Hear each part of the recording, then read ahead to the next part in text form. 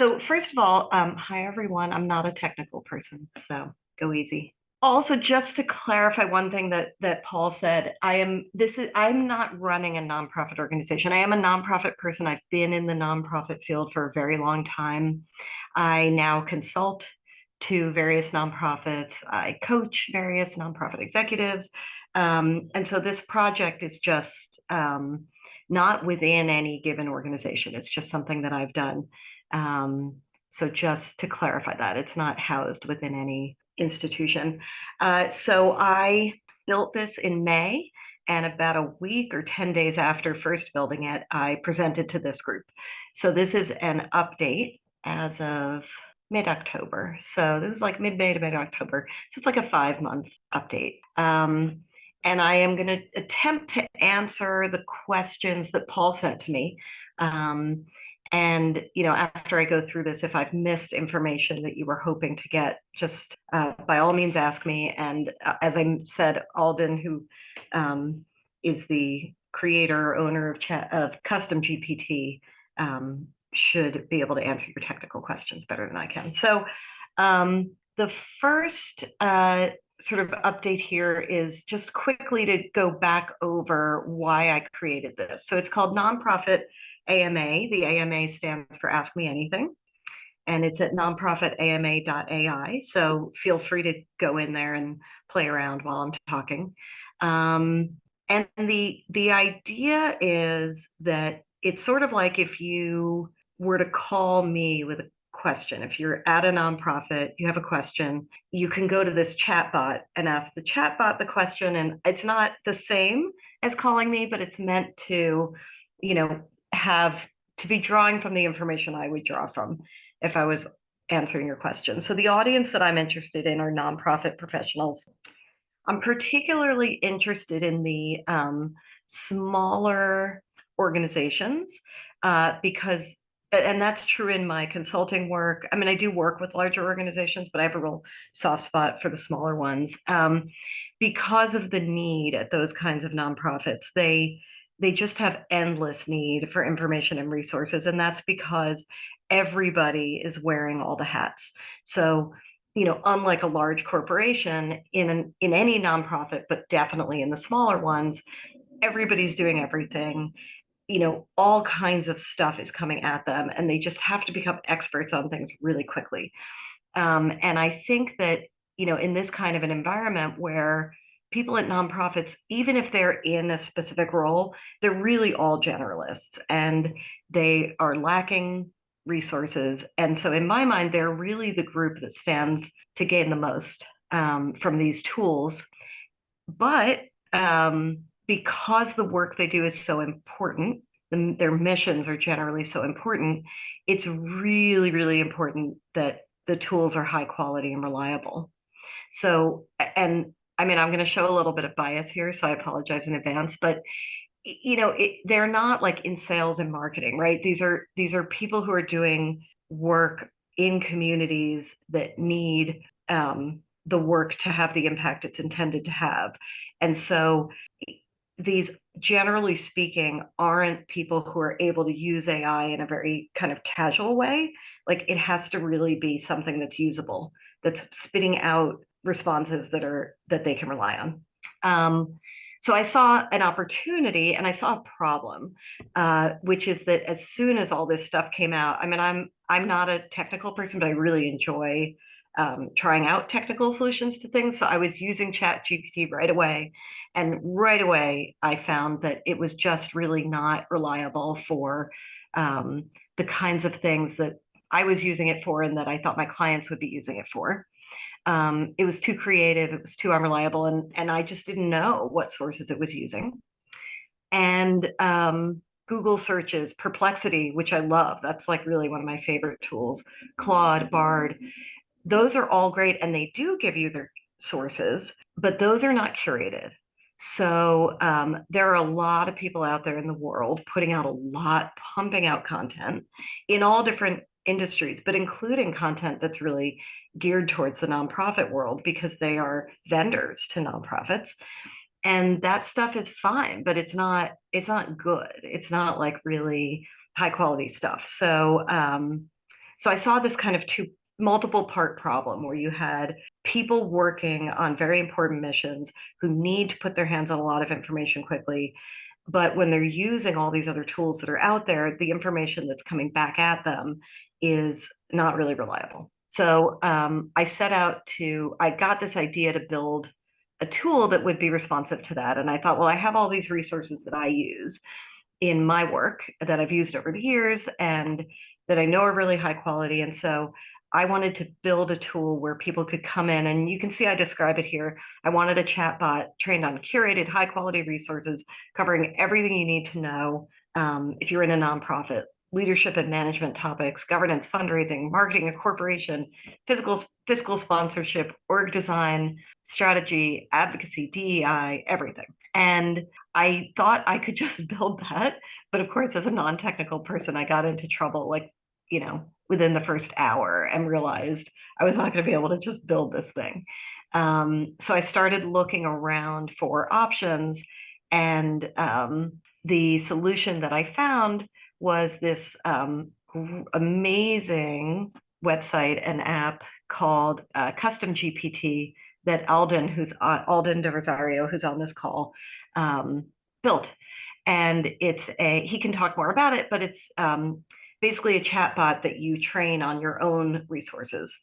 And I think it's primarily, and I'm sure it's being used in lots of different areas, but I think it's primarily built for corporations, essentially for their intranets or for like customer facing chatbots. So I thought, well, this would be great. I could just put up my resources and build a chatbot that people in nonprofits could use. And I started out putting a very, very large library of PDFs that I had saved. And as I was testing it, I realized that it really was not enough information for the chatbot to work off of. So then I started putting in a really, really carefully selected small number of sitemaps from sources that I really trust. And so that's how I built it. I used this platform, CustomGPT. Alden was very generous after my May presentation to this group to offer me 1 year of a discount on the plan at a certain level, which has been amazing. And really, this would not have been possible without it, because I have no profit motive. I don't charge for this. I just, trying to push this out into the nonprofit world. I am halfway through that, so I'm trying to figure out what's next for nonprofit AMA after I blow through the year. And also there are data restrictions because there's a limit to how much data I can have on there with that plan. So those are two sort of challenges that I'm facing. But generally speaking, the experiment has been really amazing, and I'm going to tell you more about it now. I'm going to pause before I'm going to actually show you an example and then show you some data. Before I do that, does anyone want to jump in with anything? That's very unlike our group, Elizabeth. So I know, there's just I think you're doing a stellar job. There are no questions, but I have something. I have something to say. Go ahead, Dina. Yeah, so do I. Sorry if I'm jumping in, but I just finished a hackathon with Women Who Code, and I love them. We were we wanted to create a mentorship application, and we created a chatbot. And so it's actually, I'm really excited about hearing all this stuff. Amazing. I can't wait to check it out. Yeah. So thank you. I'm excited. Thank you, Dina. We do actually, Elizabeth, one question from RJ. Go ahead, RJ. Thanks for Yes, hi. I thought I'd sneak this question in first because it's a spinoff of something that Elizabeth mentioned. And my question is, you mentioned that these chatbots are not reliable, and you wanted to solve that. You realized they weren't capable of doing certain things. That's really what sticks in my mind, because even though you're going to be using, curated resources, you still somehow got to keep the chatbot from getting too creative or providing the wrong answer. So I'm just wondering, during your conversation here today, if you could somehow later on or now even just mention how it is that you somehow kept a rein on the generative part so that it was, And also Yeah. maybe also kept We'll a touch on rein. that. Yeah, if you could also mention how you kept a rein on the questions to try to help the questioners not ask topics that were really ones that the generative Yep. AI can't answer. Okay, thanks. Yep. We're gonna talk about both of those. And Thank one last question, Angela, go ahead, and then we'll get back to Elizabeth. Yeah, it's more of a comment than a question. I don't know, Elizabeth, if you know, there's a couple of nonprofit summits that happen. So one's coming up, the nonprofit social media summit, and there's like two other huge ones. I mean, that's actually Yeah. a small one that's coming up. And I think that'd be great for you to kind of connect into one of those and get on the agenda. The one Thank that I'm you, thinking, Angela. Yeah. my brain is totally apart, but it's like typically that event will attract like 9,000, 10,000 Like attendees. N10, is that the one you're thinking about? No, Oh, no, that's not it. okay. No. Well, when you think of it, let me know. I really was, other than this group, I've been fairly quiet about this because I didn't know, if this was like, it was hard for me to evaluate the quality. Now that I have a little more, I've sort of sat down and kind of pulled together the information. I feel more comfortable talking about it in those venues, but that's a great suggestion. So moving on. So just so you can kind of see, I mean, obviously you can play around with it, but this is an example of this tool, doing really nicely on a question that it's a kind of question that people at nonprofits have all the time, like, what's a theory of change? How do I write one? Donor funders, like institutional funders, foundations are always asking for your theory of change. And so what is a theory of change? It gives a really nice succinct answer, and then it points to 4 sources. I only showed one here on this screenshot, but they were all the right sources. You can click right through, whether it's a PDF or a website, and it takes you right to everything you're looking for. So I did another example that I put up on LinkedIn probably in May or June, where I did a side-by-side comparison of a question. I asked it to write a fundraising letter, a donor letter about, for a specific kind of organization. And I ran it through ChatGPT, something else at the time, probably Bard, I can't remember, and my tool. And I showed them side by side, and it was performing really nicely, right out of the gate.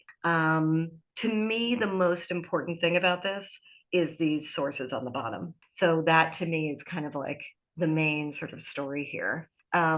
Just to go back for a second, RJ asked 2 really important questions. So how do you keep the creativity, the generative part at bay? And that's really a question for Alden, because that is the service, right? That is one of the services that CustomGPT is providing to somebody like me, because I'm not controlling that tool. It's, CustomGPT who's doing that.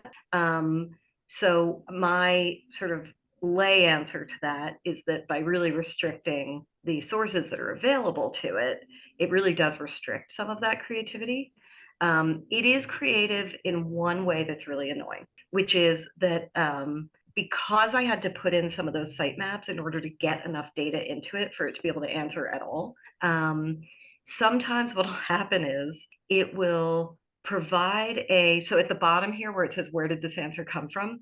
It'll feed you a source that really isn't the right source, but it's because on that page, there's like a link to, how you're on a website and it's like other articles you might be interested in, and it'll be linking out to something, and it'll kind of get the idea that that's a source for this question when it's really not. But as long as people click and look, and they use their brains, they will figure out quickly that that's the issue. The other thing RJ asked about, and that's related to this, is, and then I know Alden is going to want to answer, but your other question, RJ, was about sort of the quality of the questions being posed. How do people know the right thing to ask? And the answer is they don't. And I could put in examples of questions. The CustomGPT has that function. I took it out because the screen was getting really cluttered, but I probably should put it back in, because there are a lot of people, and I'll come to this in a minute, asking a lot of really weird questions. I think they're just trying to test the tool and sort of see where its limits are. And mostly, like most of the time, the tool is really good about saying, I don't know. Like, I don't have that information. So it's really pretty good. Every once in a while, it will attempt to answer a question that it should not be trying to answer because it really doesn't have the right information. And so, for instance, a lot of people write into this thing asking questions about me, and that avatar is I designed that. It looks like me. The experience is supposed to be that you're sort of talking to me, and there it's a little bit backfiring because people are actually like, do you work for CustomGPT? Who are you? Like, they're asking these weird questions, and the tool obviously does not have like really the ability to answer that, and mostly it's saying I don't know, but every once in a while it'll like make up an answer to one of these random questions using the information it has. It's usually pretty obvious, and I will say ChatGPT does that. Like, all the tools do that. So it's and I don't think it's any worse. But before I go on to my next slide, Alden, do you want to answer anything about these topics? Yeah. Yeah, thanks, Elizabeth. Yeah, so as mentioned, anti-hallucination is a core aspect of this platform. And the one big lesson I've learned in the last 5 months since Elizabeth launched was how much effort is needed on every aspect of the system when it comes to stopping hallucination, right? So these systems are called RAG systems. And what we've learned is that hallucination needs to be controlled at every aspect, from the data that is supplied to the query that is being processed to the answers that are being given, the way we ask ChatGPT to create the answers, right? The chat log analysis. So that's the big lessons we've learned, that, and tested it across like about 2,000 of our customers now. And some of these customers, they are really, really, for them, hallucination is a big, big deal. So just testing it across millions of customers, thousands of customers and millions of queries, that's where we've learned. And the other thing we've learned about hallucination is it's like security. You're never, ever going to get to 100%, right? But our goal is to keep hitting at it till we get to 99.9, then 99.99, and so on. So I've written some technical papers in case people want to go into like the technicalities of it. All right, I'm going to keep going unless, Paul, should I keep going, or do you want to? No, keep going, Elizabeth. You're doing a Okay. great job. Okay, so here's my little stats for the last couple months. And let's see. So I have about 5,000 pages of content that the chatbot is trained on. That's representing about 60 million-ish words. That's the limit of the plan that I'm on. So, the one disadvantage that my tool has is that it does not have the whole universe of information. It only has what I put in. That is also its strength, right? So its strength is that it's really carefully curated. Its weakness is that that's a limited universe. And also, I don't have the money to like sign up for an enterprise plan with Alden's company and have unlimited data in there. So that's a frustrating limitation. And, I'm just going to put that out there if anyone has ideas for me. I don't really know the answer to that right now. I mean, I guess monetizing is one answer, but I'm not that interested in that. So we'll see. Okay. So in those first 5 months of running this thing, I've done very little marketing. I put it up on LinkedIn. I did this presentation once. I'm doing it again. Very little marketing, but I have tried to push people who follow me on LinkedIn, people who receive my newsletter. I do have a newsletter for the nonprofit community. You can sign up on my website, elizabethplanet.com. So I've had 949 queries or prompts. That was actually, that was as of like the middle of the day, October 19th. So it's a little bit more now.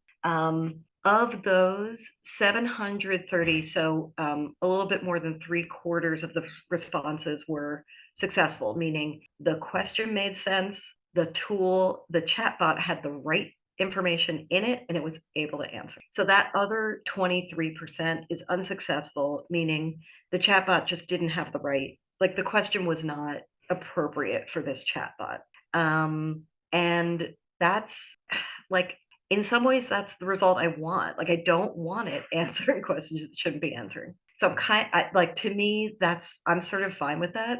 But just so you have a sense of like how these things become limited, by, like, if you, that's an important point. If you want to build something that's only trained on your data, there are lots of questions it can't answer. Excuse me, Elizabeth, how, the unsuccessful one, is that measured by thumbs up, thumbs down, or did you look at all? I don't have a thumbs up, thumbs down on there. So it's No. not that it's successful, or I guess that word is really vague. It's the way I defined it, successful means that it was able to answer the question, And how do you know that? because it actually provided like a real response as opposed to just, I don't know the answer. Okay, so did you get So it will 200 say, if it error doesn't message? have the right information to answer your question, it says, I don't have that information. Okay, great. So, great. So Paul, Paul, there's an entire chat log, so people can just search for the word sorry, and Yeah. Whenever the bot is asked to hallucinate, so if you ask who is Donald Trump, the bot will say, sorry, I don't know the answer. That's what I was confirming. So 949 queries in there, 219 times the robot said, I don't know, sorry. Yeah. And given And- that people, sorry, go ahead. And I'll just say, and it was appropriate for it to say it in those instances. I've gone through every one of them. It's de-identified, so I can see the query and the response. I don't know who did it. Although of course sometimes people put in their organization name, but anyway. And I actually went through and read all of them, and I was satisfied that it was not answering things it shouldn't answer. Now within the 730 that it did answer, sometimes I was like, not as happy with the result, but generally speaking, it's performing pretty well. But there were some of those creative responses that I alluded to before. And just to clarify, then we'll go to Mike. And so for the 730, that represents when the robot said they'd have an answer, and then you went through yourself and got a gauge of the quality of the answer. Overall, anecdotally, you feel that's pretty good quality, but obviously we don't know the quality of the robot just because it answered it. Right. And so I personally went through and read them. To me, the most important thing about a response for me personally is the source that it gives you. So as long as it's sourcing the right thing, I'm not as concerned about like the words it used to answer, although I think it generally did well. But what I'm concerned about is it pointing you to the right. That's great. Thank you. Go ahead, Mike. Thanks for raising your hand.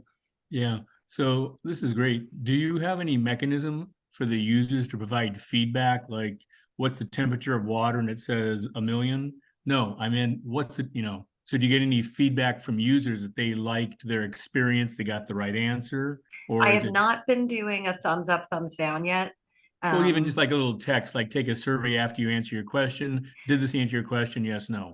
I had at one point, I'm sure some of you are on it right now. I'm not on it right now. I had at one point a thing that you could like click and give feedback. I think I took it down again because it was really busy in there, but I definitely could do that, and I should do that. I mean, that would help solve, you wouldn't have to read the answers yourself. People would tell you, yes, I used this and these 3 questions got answered satisfactorily. If they'll do it. I mean, the chances that they're going to do it, take the time and help me out are slim, but if they would, it would be great. Go ahead, JC. Yeah, I think my questions was along the same line. Like, how do you ascertain that a response was successful versus unsuccessful from a data-driven standpoint? Is that you doing that, Elizabeth, or is that? Yes. So I just personally was going through and reviewing for purposes of this presentation. So I'm really glad I had the excuse to do it. And also I monitor it. Like I just go in periodically and look. But again, I'm defining successful as it just like it was able to answer and it answered more or less appropriately. So this isn't like super scientific. It's just sort of how I defined it. Gotcha. Thanks, JC. Lucinda? Yeah. Okay. So first of all, Elizabeth, I'm so excited to hear you come back and talk about this because I have thought about your presentation so many times. And so it's really cool to hear how things are turning out and what you're learning. So thank you very much for coming back. But also, I remember when you were talking originally, you'd mentioned, and I think Alden, you said that this was a ninja move to put in the sitemap of various websites. And so it didn't sound like when you're describing it this time that you were going to websites, that you were really just talking about the 5,000 pages of documents that you knew well. I know in the beginning you'd said, oh, that wasn't really enough stuff, right? But then, so then you started looking at websites. So I was just wondering, I guess, between Alden and Elizabeth, how did you resolve about using other, websites that you trust a lot, or even agents, right? Because agents are now possible. So, thank you. Yeah. So to clarify, so the PDFs that I put in, I don't know, was it 500 pages? I mean, it was some number of pages that was a lot, but not like at all enough to get a chatbot really going. Because when I did that at first, it was just saying, I don't know, to like everything. It just was not enough. So I did put a few sitemaps in, and I think there are maybe 3 or 4 in there.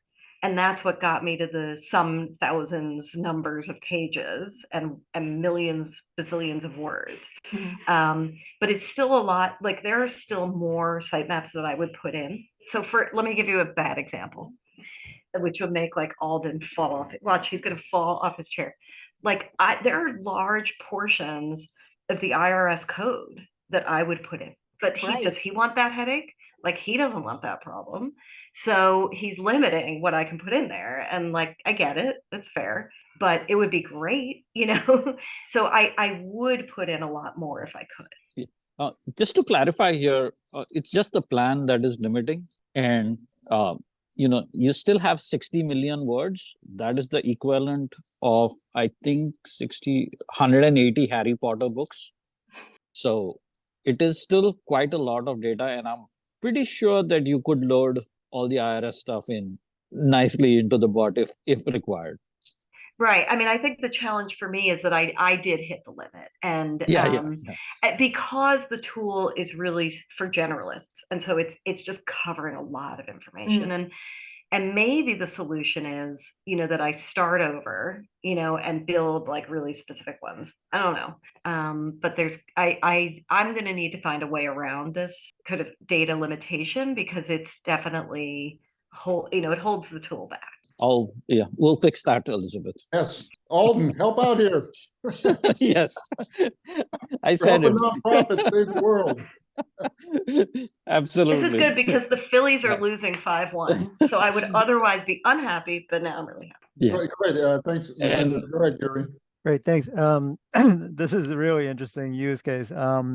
So maybe I missed this, but given that you're going through these questions and answers and presumably finding some that are answered incorrectly, or maybe extra correctly, is there any way to put that information back into the tool so that it improves this particular site? Maybe you already mentioned there that. Will be once Alden gets me set up. Yeah. So yes. Basically the next part of the system is the sheer intelligence that you can get from the chat logs, right? And so till now we exposed the chat logs, and we were expecting Elizabeth to become a data analyst and start figuring out everything that's going on in the chat system here. That's going to change very soon, where we are going to now incorporate intelligence right into the dashboard, right? So that all of these, painful analysis that Elizabeth had to do, like which questions were not answered, what content is missing from her site, what was the sentiment analysis. Just imagine the entire power of generative AI doing chat log analysis and the results from that, right? We run this on our own website. It is becoming a goldmine of information. What content is missing, what products people are looking for, what was the customer sentiment, are customers happy or sad, are they getting frustrated, what new products they're asking for. Like it is like, just think of everything to do with the business, the sales, the marketing, the product development, the customer service. Every aspect of the business is focusing in on the chat analysis.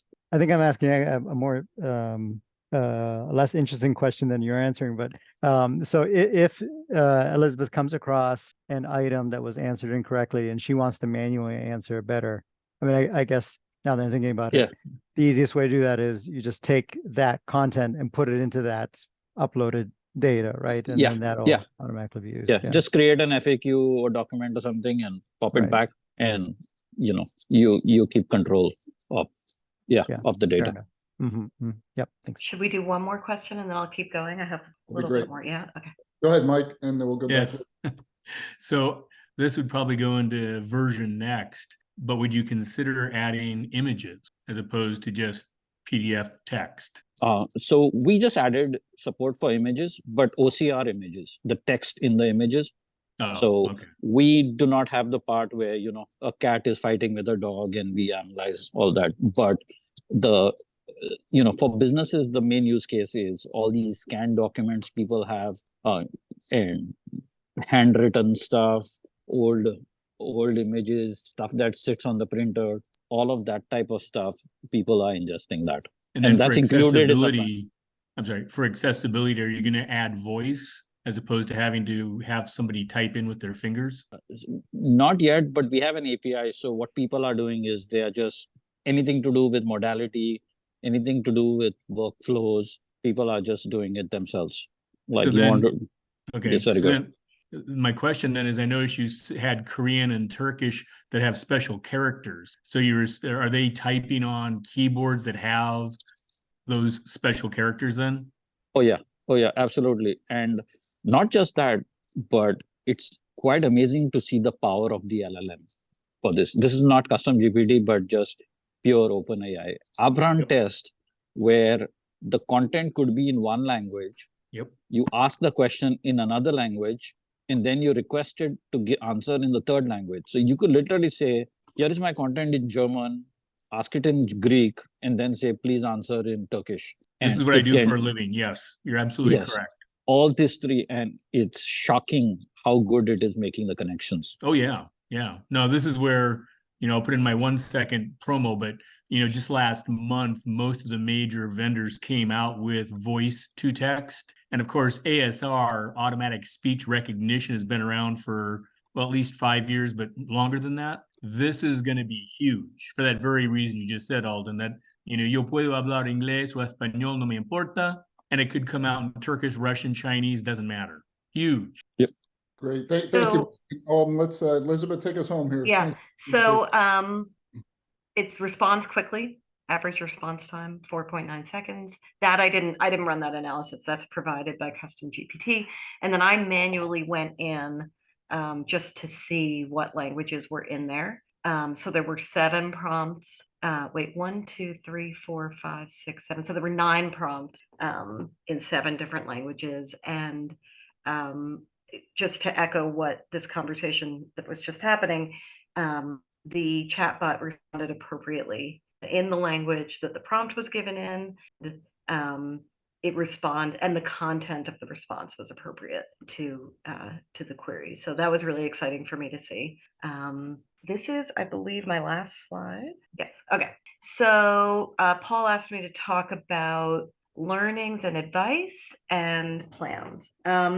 So I didn't really put this in, but I should say the headline here is like, people like me can't just, it would be really hard to just build this thing. And so that was the first thing. Like when I started doing this, for people like me, for lay people, all of this felt very, very new. Now it's like, everybody uses ChatGPT, but it was kind of new in that moment. And I just thought, like, maybe people just build things like this, maybe I can just do that. But I learned very quickly that that would be really hard to do. And so without a tool like CustomGPT, this, would have been, I don't know how I would have done this. So that was a big learning. Okay, quality matters. So I use all the tools I already mentioned. I use GPT-4. I use Perplexity a lot. I really like it. I use Claude. I use Bard. I use everything. And the quality is just not there for the work that I do. And again, as I said, either because I kind of don't know what the sources are, or because it's spitting out information that I know, and sometimes, like in the case of Perplexity, pointing me to a resource that I know, because I live this, I do this all day long, is not a high quality resource. So it's giving an answer that is like right, but it's being trained on things that are not good enough. And part of that is because, and I put this on the bottom, don't put more crap into the world, because there's so many vendors that are selling to nonprofits that they're pumping out content in order to get their SEO and everything. And that's great. But what they're pumping out is just like, it's like bad copies of the same thing over and over. And now they're all using AI to write that stuff. And so there's just a lot of junk out there that's really not that useful.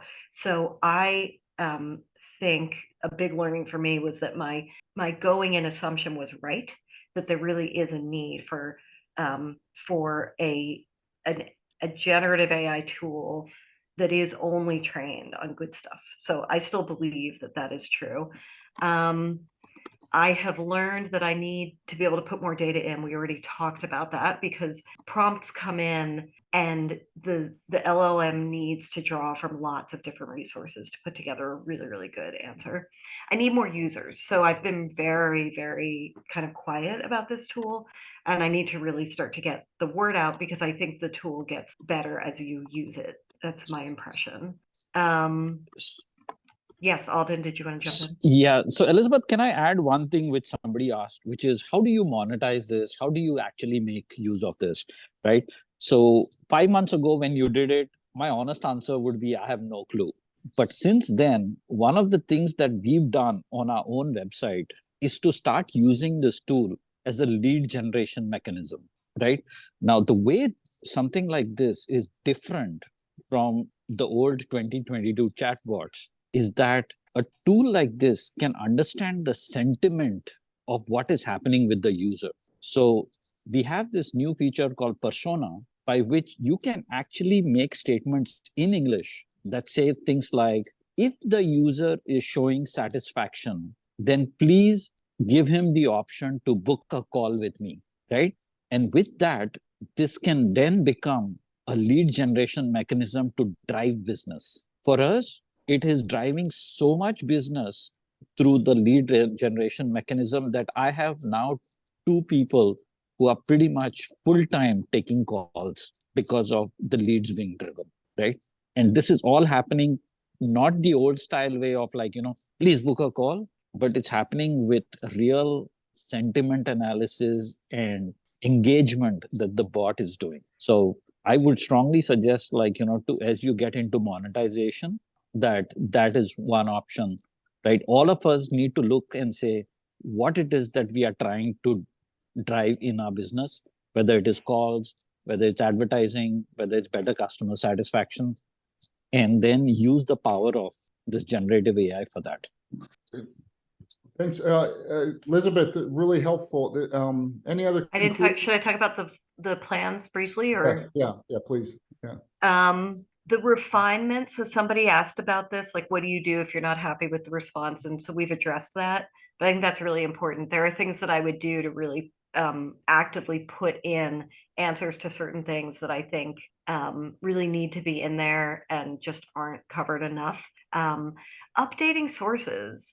So this is, I mean, I don't really understand how LLMs work, but it's a question I've had, and it's certainly one that's come up for me since I built this, which is like, sometimes the data that you put in, like it gets old. And so I do want to be able to update. I do want to be able to expand and have flexibility. And I think, what I need to do is really get the word out more and get even more data. That is it. Thank you all so much.